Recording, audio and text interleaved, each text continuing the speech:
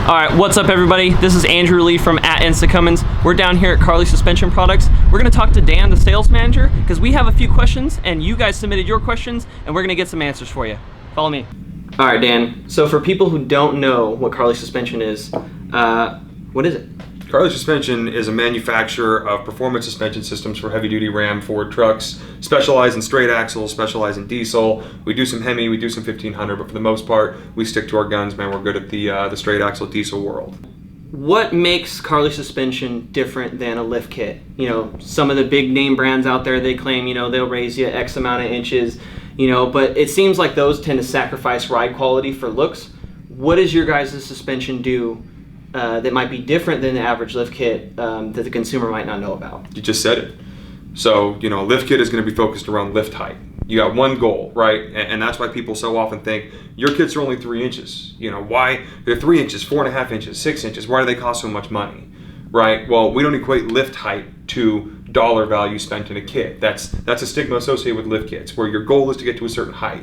To us, a height is a byproduct of the performance suspension you're putting underneath it, right? We're talking about how we're specialists in straight axle suspension. Straight axle, the only way to get more suspension travel is to actually lift the truck. You got to get the axle away from the frame. To do that, you have to lift it. We don't want big lifted trucks. We don't want super high centers of gravity. That makes these things super hard to drive, super hard to tune in. It makes them ride rough. We don't want to deal with any of that stuff. We keep the lift heights low. We want to run, you know, a 37-inch tire. 37-inch tire, that's the only way to get ground clearance in a straight axle, is tire height, right? You can do all the suspension height in the world, but if you're dragging an axle, it doesn't really matter. Yep. So the answer is we focus on the performance end, and what the lift comes out to, the lift comes out to.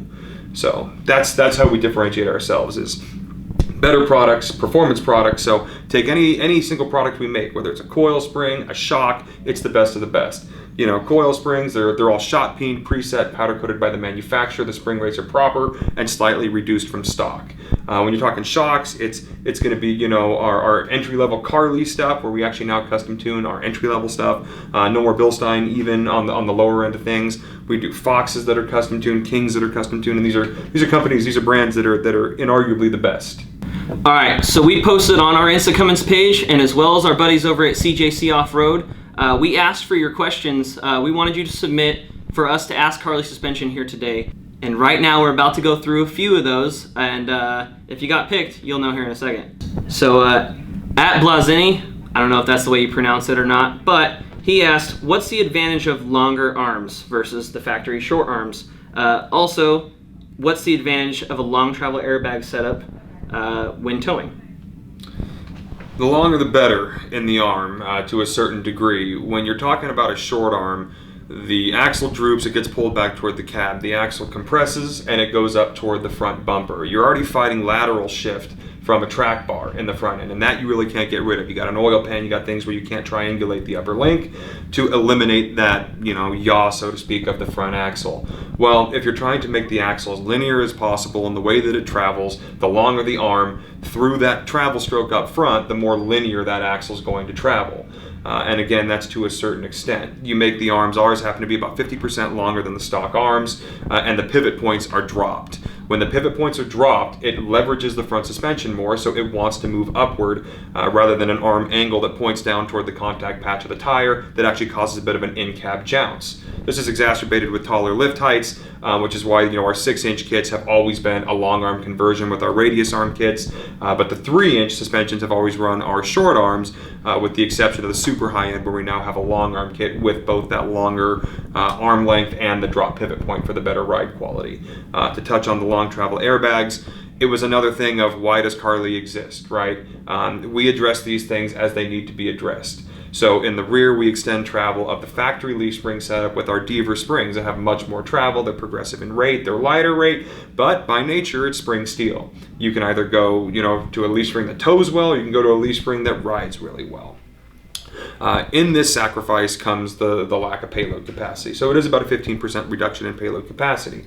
To get, make up for that 15% reduction, you have to put an airbag in the back. You put a standard airbag in the back that's a double bellow setup, and these are made to haul super heavy loads on factory design leaf springs. So most of them travel 4 to 5 inches. You tend to droop out the rear axle. It'll stretch the bag, cause you to have a big limit strap in the back. They've got way too much capacity for a non-commercial truck. They ramp up super quick. So it was another platform where guys, we could give them the best ride that they could get, but we couldn't give them a good option for the ones that are hauling in addition to wanting this better ride. The long travel airbags, instead of having a 1-to-1 piston ratio, they're a tapered piston. The lower one is smaller, the upper piston is larger. That means it increases at a rate, but it's not exponential like a 1-to-1 ratio. Okay. Additionally, they'll travel a lot longer of a range, so it doesn't hold travel in the back and they don't ramp up as quick. It just takes the design of the airbag and puts it into the performance category.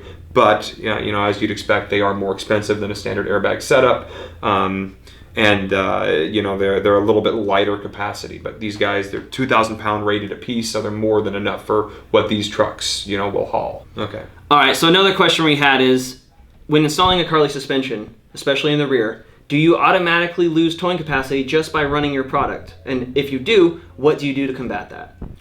So this is 100% dependent on the platform.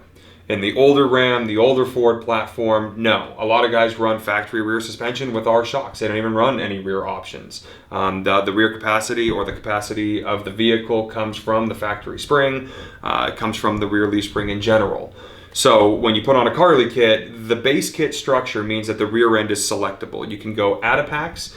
The Adapacks basically modify the factory leaf springs by pulling off the lower overload. That's a stop for the rear suspension travel, and they replace it with a little progressive pack. It makes it so that the rear end's a lot more planted, a lot more predictable. It's not a lot softer, but it's going to handle better overall when paired with our shock valving.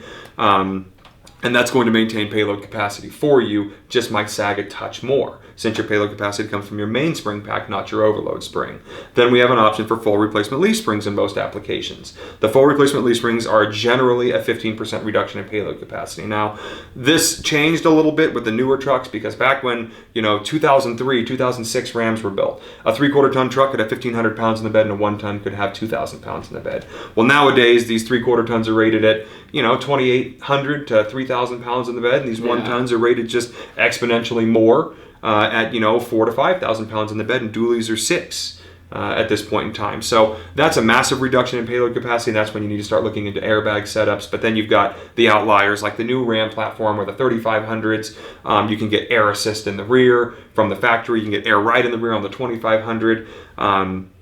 You can get coil spring rear on the 2500, and that is the kit where when you buy our suspension system, if it's a 3-inch lift and we swap out the coil in the back, it is a reduction down to 2,000 pounds in payload capacity with no real way to supplement that back up with Carli products. It's just the nature of how that truck is designed, unfortunately. So there's outliers, but for the most part, installing a Carli kit does not mean that there's a payload reduction with no recourse. In fact, there's almost always recourse short of one truck, and even then, there's other aftermarket manufacturers that have kind of jumped in to handle that with different various setups, and we can go into that in depth if anybody has that question moving forward. We got a question from Adam Petton.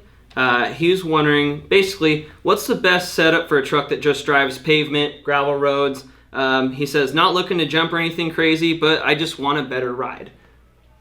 Depends on the truck. Wholly. If I'm talking, 3rd gen Dodge versus 2011 Ford, they fall into the same category because our kits, overlap quite a bit. So I would say for a gravel road performance and an on-road performance, and you're not looking to jump, you're not looking to drift, you're not driving it super hard like it's a sports car, the backcountry is the perfect kit. The Fox 2.0 rides fantastic on these trucks. The addition of the remote reservoir and the little bit more aggressive tuning that we put in there over the IFP Foxes that we have in the commuter kit make it so that you're not really limited to low-speed off-road stuff. You can go have fun in the truck, make it much more capable in stock. The backcountry does ride noticeably softer than the pin top in most applications, which are the 2.5-inch Kings on road. So there's a good, better, best for pretty much any application that you would want. For the guy that doesn't mind going slow on the dirt and wants the best on-road ride that he can get, commuter and Adapacks. The guy that no holds barred on the budget and he wants the best without going too far just needlessly, the backcountry in full springs is going to be the softest ride. And then the pin top is going to be for the guy who drives his truck like it's his Camaro. Just rips it around corners, has fun, wants a truck that's got no body roll, and he can actually start, having fun with the skinny pedal off in the dirt if he wants to. Got a little bit more of a tech question here from Kagan Jeter. What makes Carli ball joints stand out from the rest of the competition? I could spend as much time as you could sit there talking about this. I will say overall design, we keep the factory style. And what that means is it's nothing like a factory joint aside from the fact that it's a ball joint lower that bears most of the load, and the upper is a floating kingpin design. So there's not a lot of load aside from a little bit of lateral on the upper as your truck sits on those ball joints. Where we have differentiated ourselves is in materials. The ball joints are made from chromoly. Additionally, they're carburized, which is a certain way of heat treating. They've got a proprietary coating on them. That they're very, very hard. They're metal on metal wear surface. Grease is imperative in these ball joints because they're a metal on metal wear surface. But in our testing, it would take multiple million miles of turning cycles to get measurable wear out of ball joints. We back that with a warranty. We're not some huge company where we can afford to just put out a product that has a lifetime warranty, then exhaust the customer by replacing until they go with a different product. If we back something with a lifetime warranty, it's because it's going to stand up. But it's materials, it's design, and it's the guarantee behind those ball joints that makes them what they are. We got another one over here from JMass22. He's asking, a little more simpler here, what's your favorite generation of Cummins-powered Ram trucks? Third gen. Man, that was a quick third gen. Third gen. That was a quick one. 100%. All right. 100%. The only problems are the front end and the transmission, both of which you can handle. It's easy. The new trucks. I'm speaking as a resident of the great state of communist California, and that's why I say that. The third gen trucks, you can. My 03, there's no cat, there's no in-cylinder EGR because it was a Texas-built truck, and it'll pass smog every 2 years that I've got going on here. Now this debate opens up to the ISIN and all the new stuff that they have on the new platform trucks. But again, being in the great state of California, we can't touch our motors, short of a few things that the smog tech can't detect. So the third gen happens to be my favorite platform. As long as it's a 5.9, I'm a happy guy. Definitely agree with the 5.9s. That's right. Can't go wrong, man. All right, so the real Sunny, what makes Carli's shock tuning special? Or am I just paying for a Carli name? What's the difference? What's on the inside that counts, right? So that's it. It comes down to the refinement of these kits. When you're changing the spring rate, you're only working with a certain platform. We have different tuning profiles within our shocks for the Hemi coils and the Hemi truck. For the diesel truck, in the 03 to 09, 10 to 12 is going to be a different valving profile. We got different profiles for short arms, for long arms, for 3-inch, for 6-inch, because the spring rate changes, the center of gravity changes, the seat of the pants feel changes. So we tweak these things so that the inside is completely different than any other shock out there, and it's refined to the platforms that we stick to and that we believe in, versus just a shock length that happens to work for a 0 to 2.5 inch lift that might cross over to a Tundra application or something else. And it may ride fine, it'd probably ride better than stock, if you were to go get some Fox 2.0 FP, but to spend the extra $10 and get our tuning profile, say, for the Fox 2.0 IFPs makes a world of difference. All right, so Jeremy Buntick wants to know what's the best bang for the buck Carli kit?